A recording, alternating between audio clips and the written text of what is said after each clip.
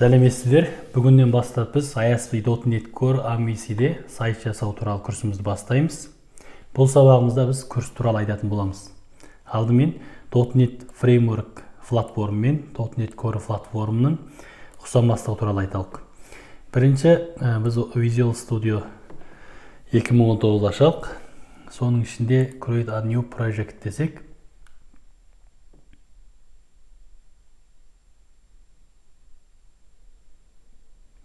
осындай терезе шелк ашылады. Біз соның ішінен мынарадан C# тілін таңдаймыз. Одан кейін жалпы барлығы деген таңдап, осының ішінен Web деген таңдайтын болсақ, міне біріншісі ASP.NET Core Web IPP дейді. Енді тағы біреу бар. Міне ASP.NET Web Application, .NET Framework дейді. Осы екеуі де негізінен ұқсас. Екеуі де C# тілін қолданылады, және де MVC арқылы сайт жасайды. MVC деген негізі бір құрылым, MVC құрылым арқылы сайт жасайды. Бірінші біз мына ASP.NET Core Web IPP деген таңдап, сосын Next деп көрейік. Next, сосын және де Next. Қарайтын болсақ, Target Framework деген таңдайтын бір басқышқа келеміз. Осы жерге қарайық. Менде қазір орнатылғаны .NET Core 3.1 және де .NET 5. Осы екі .NET Core'ның платформы бар екен. Ал енді артқа шегінелік. Және де бар жаңағы ASP.NET Web Application деген таңдайық. Next дейік. Енді бұлағы фреймворкқа қарайтын болсақ, міне 4.5, ең жаңасы 4.7, 2 екен. Яғни .NET Framework'тың ең жаңа нұсқасы 4.7-де 2, ал .NET Core'ның ең жаңа нұсқасы .NET 5. Біз енді C# тілін туралы курсыны және де C# тіліне жетілу туралы курсын үйренгенде біздің қолданғанымыз .NET Core 3.1 болатын. .NET Core 3.1. Енді .NET Framework деген Microsoft'тың бұрыннан бері келе жатқан платформа, ол негізінен Windows'қа бағытталған. Ал .NET Core 2016 жылдан бастап дүниеге келген, және де бұл Windows, Linux, Mac OS жүйелерінде бірдей қолдануға болатын платформа. Ал енді .NET 5 аяқ астынан қайдан пайда болды? Енді біз қарап көрейік. Бұл негізі осы .NET 5-тің алдында .NET Core 3.1 болып тұрған. Біздің жерде .NET Framework 4.7-де 2. Бұл енді .NET Framework осы 4.7-де 2-де тұрған. Мынау .NET Core 3.1-де тұрған. Бұл негізі осылай екі бағытта дамып келе жатқан. Біреуі .NET Framework, бұл тек қана Windows-қа бағытталған, кемшілігі өте үлкен, және де басқа жүйелерде қолдануға келмейтін. Ал енді .NET Core шыққаннан кейін бұның қолданысы өте кең болды, және де тез болды, және кішкене болды. Ал енді осылай дамып келе жатқан бұл аяқ астынан 2020 жылы .NET 5 шықты да, осы екеуін біріктірді. Мына екеуін .NET 5 біріктірді. Яғни бұлар 2016 жылы екі бағытта дамыған болса, 2020 жылға келген кезде .NET 5 осы екеуін біріктірді. Мынау не үшін 3-тен 5-ке секірді деген кезде мына екеуін біріктіріп отыр. Яғни мынау 4 дейтін болса, қолай бір түрлі түсінуге қиындау негізінде. Сондықтан да мынау 4.7-ден 5-ке секірді, мынау 3-тен 5-ке секірді деп түсінуге болады. Яғни енді бұдан кейінгі бағытта бұл .NET 5 және .NET ретінде ғана алынады. Яғни .NET Core деп те айтылмайды, .NET Framework деп те айтылмайды. Тек .NET 5 деп айтылады. Яғни тек қана .NET деп айтылады. Екеуін біріктіріп отыр. Енді бұның қазіргі негізі ең жаңа нұсқасы .NET 6, сосын оның сынақ нұсқасы негізінен. Сынақ нұсқасының 4-ші кезеңінде келген. 2022 жылы негізі нақтылы қолданысқа беріледі. Қазірде қолдануға болады, бірақ біз енді біршама орнықты нұсқасы .NET 5-ті негіз етеміз. Біздің курсымызде .NET 5 негіз етіледі. Ал енді бұрынғы курсқа қатысқан курсанттар ойлауы мүмкін, біздің үйренгеніміз .NET Core 3.1 платформа деп, мынаны қалай үйренеміз дегенді. Негізі екеуі негізінен ұқсас, ұстаған бағыттар ұқсас, көп өзгеріс болмайды. Яғни 2022 жылы .NET 6 шыққанда да біз мына үйренген білімдер арқылы мынаны да қолдана береміз. Кейбір жаңа нәрселер қосылады, кейбір жаңа нәрселерді өзіңіз қолданыс барысында керекті кезінде интернеттен іздеп үйреніп аласыз. Мынау да сондай, мен бұрын осы .NET фреймворктағы MVC негізінде үйренген. Кейін .NET Core шыққан кезде соның кейбір нәрселерді интернеттегі документіне қарап өзім үйреніп алған. Ал .NET 5-те ұқсас. Біздің бұрынғы жасаған сайттың бәрі осы 3.1 негізінде жасалған.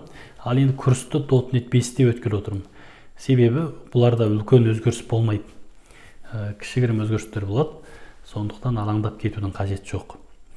Ал енді біз мына жерде тағы да бір нәрсені біліп алайық. Артқа шегінейік. Мына жерде Create a new project. Сосын ASP.NET Core Web IPv дегеннен бір project құратын болсақ, міне бір жерде .NET Core 3.1 Long Term Support дейді. Яғни бұл ұзақ уақыт қолдауға ие болатын нұсқасы. Енді осының алдында біз былай жазып көрсетейін. Бірінші бұл .NET Core 3.1 нұсқасы қолданысқа берілді, одан кейін бұл көп өтпей қолданыстан қалды. Одан кейін бар .NET Core 1.1 шықты. Бұл енді ұзақ уақыт қолдануға болатын нұсқасы болды. Мына жерде long support.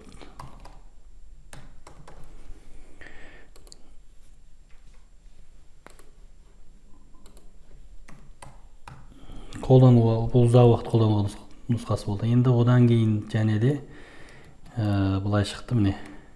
Және де мына жерден .NET Core 2.0 шықты. Одан кейін бар біле-шала бір жылдан кейін, жарты жылдан кейін ба .NET Core 2.1 шықты. Бірақ 2.1 ұзақ уақыт қолдауға ие болған нұсқасы болды. Ал одан кейінгісі .NET Core 3.0 шықты. Одан кейін барып 3.1 шықты мына жерден. .NET Core 3.1 бұл ұзақ уақыт қолдауға ие болған нұсқасы болды.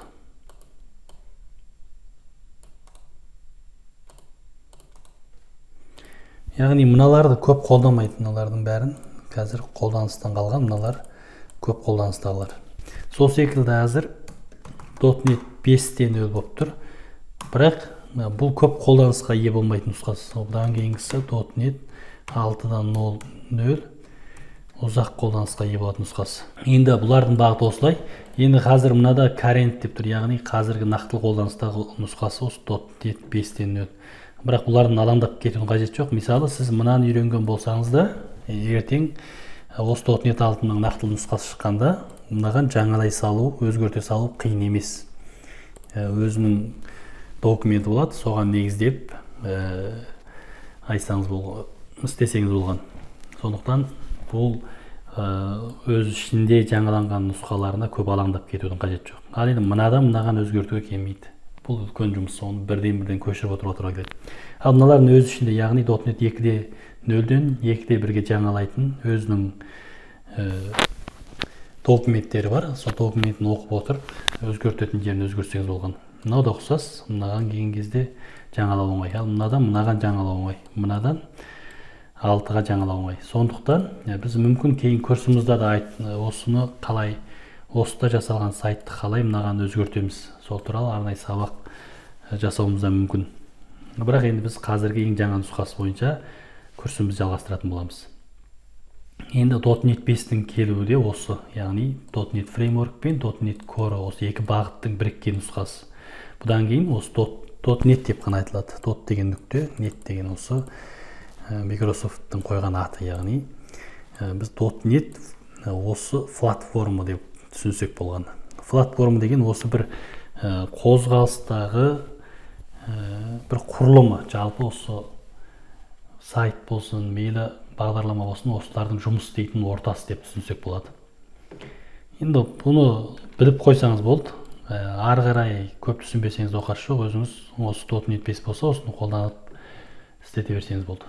Енді бұл курске қатысу үшін қандай білімдерді білуіміз қажет деген. Бірінші білуге тиісті нәрсе C# тілі. C# тілін сөзсіз білуіңіз керек. Болмаса, курсты мүлдем түсінбейсіз. Екіншісі, біз C# тіліне жетілу деген курсты өткенбіз.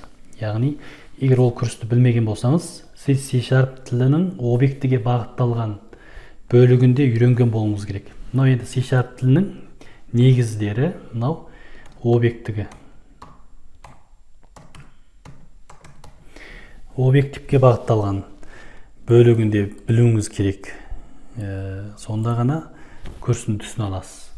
Одан кейін және де бізде HTML, CSS, JavaScript, сосын jQuery және де Bootstrap 4.0 бойынша айтамыз. Осыларды қолданамыз. Негізінде біз Bootstrap 4-ті қолданамыз. Бірақ Bootstrap 4 негізінен осыларды қолданады.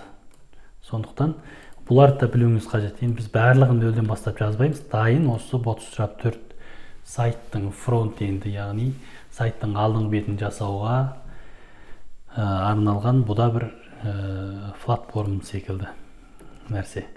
Сондықтан біз осыларды да білуіміз қажет. Білмесеңіз, негізі үйреніңіз, сонда ғана осы курсты қолдана аласыз. Енді өте жоғары дәрежеде білмесеңіз де мейлі, бірақ қолданысын білсеңіз болды. Негізінен кішігірім сайттар жасай алуыңыз керек. Сайт алдыңғы бетін жасай алуыңыз керек. Ал одан кейін және де MySQL деректер базасын қолдануды білуіңіз керек. Біз бұл жайында да курсымыз бар. MySQL деректер базасын қолдану туралы. Оны да білуіңіз керек. Оларды білмесеңіз, базамен жұмыс жасай алмайсыз. Яғни, бір сайт жасау үшін, сайт алдыңғы беті адамдарға көріну үшін осы білімдер қажет. Ал біз деректерді сақтау және оқу үшін MySQL деректер базасы қажет, немесе SQL сервер қажет. Бірақ біз курсымызда қолданатынымыз MySQL. Ал енді C# тілі осыларға бір ортадағы қолданылатын көпір, яғни осы көпір. Ал енді біздің айтып отырған .NET Core MVC дегеніміз не? MVC дегеніміз не? Енді бірінші .NET Core'ны айттық, бұл бір платформ. Яғни осы қозғалатын орта. Ал енді MVC деген ол бір құрылымдық жүйе. Яғни осының өзін біз арнайы айтатын боламыз. Осындай бір қолданыстағы бір құрылымы. M деген model, V деген view, C деген control, осы үш сөзден қысқарған бір құрылым. Яғни бұны үйренсеңіз, көптеген нәрсе оңайласады. Сосын мынау control. Осындай контроллар деп айтады ғой, негізі толғады.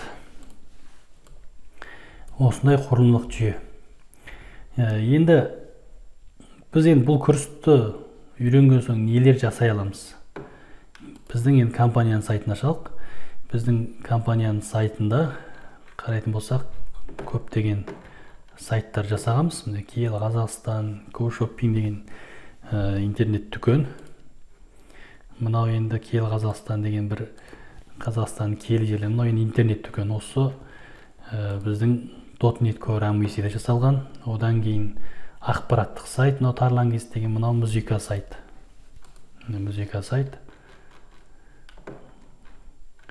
Сосын және де басқа мынау логистикалық сайттар, Onyx, Inexport дегендер. Сол секілді Ерен жол деген бір ойын ойнайтын сайт. Осы секілді сайттар жасай аламыз.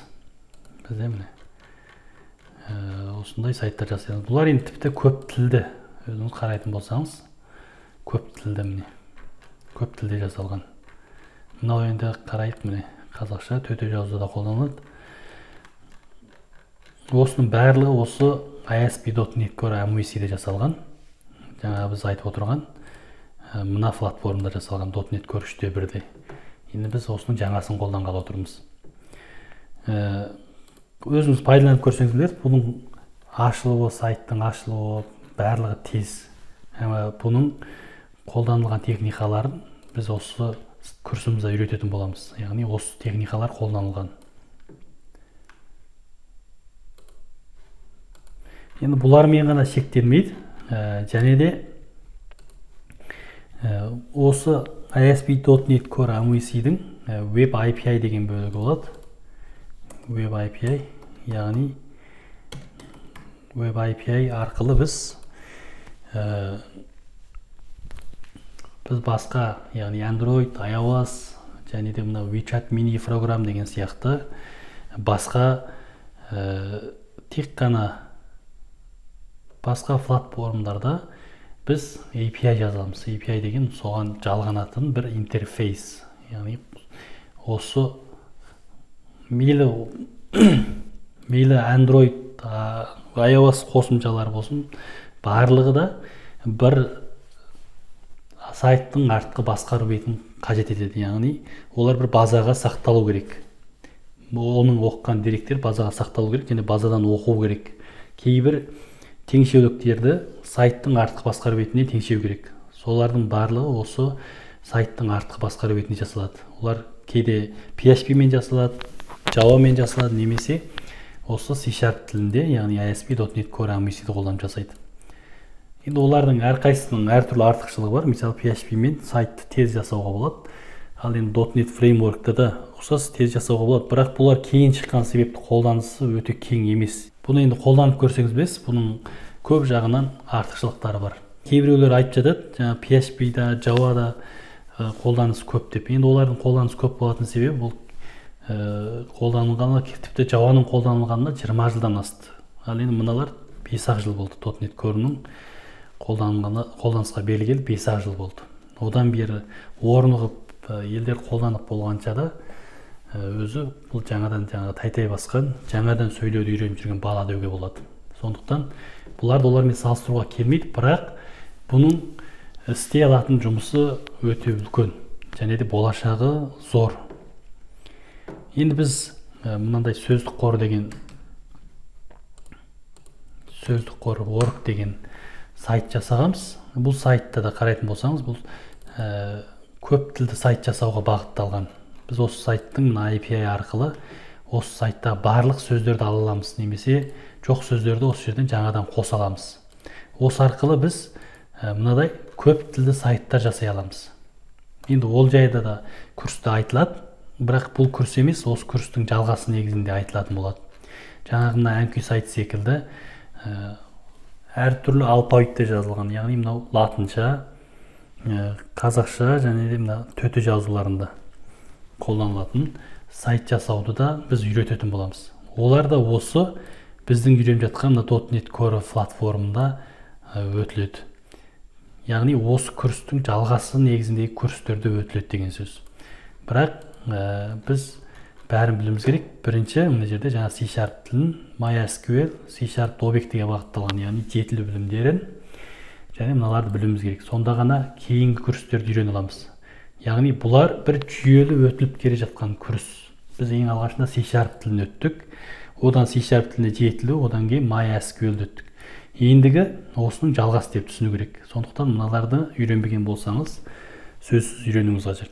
Ал енді бұларды үйренбеген болсаңыз, біздің кейінгі өтілетін курстерімізді де үйрене алмайсыз. Яғни біз кейін болашақта осы IT сөздік қор деген сайт арқылы көп тілді сайттар жасайтын техниканы үйретеміз.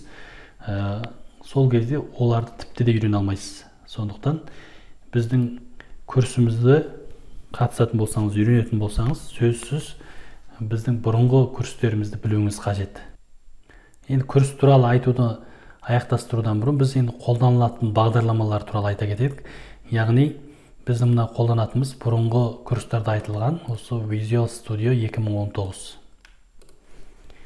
біз Visual Studio деп іздейтін болсақ, міне Visual Studio 2019-ға қарайтын болсақ, мына жерде сайттың сілтемесі тұр. Download деген міне. Соның ішінде міне Community дейді, яғни бұл енді ақысыз нұсқасы, үйренуге арналған ақысыз нұсқасы. Осыны түсіріп қолдана берсеңіз болған. Енді саудалық, яғни ақша табу мақсатында пайдаланбасаңыз, осыны қолдана беруге болады. Ал енді бұл осымен әптен үйреніп алғаннан кейін, бұның ақысыз орын басатын тағы біреу бар, Visual Studio Code деген. Бұл Linux-та, Mac-OS-да бірдей қолдануға болатын, ақысыз, мүлдем ақысыз. Осыны да қолдана берсеңіз болады. Осы екеуінің қайсысы болса да болады, бірақ енді біз курсымызда осы Visual Studio-ны айтамыз, пайдаланатын боламыз. Егер Mac-OS болса, мынаны түсіресіз, Linux болса, онда тек қана осыны қолдана аласыз. Енді бұны қалай жүктеу орнату, енді бұрынғы курстарда айтылған, бұны қайталамаймыз. Енді мына жерде жаңадан құрғанда мыналар жоқ болатын болса, Visual Studio'ның өзінің мына жерде installer дегені бар. Сол арқылы қоса аласыз жоқ нәрселерді. Мына жерде modify деп қоса аласыз мына. Мен мына екеуін қолданғам, міне қараңыз. ASP.NET Web Development деген мен .NET Desktop деген осы екеуінің алдына дұрыс белгі қойған міне. Сізде осылай пайдалансаңыз болған. Егер мына жерде кейбір нәрселер жоқ болса, солай пайдаланасыз.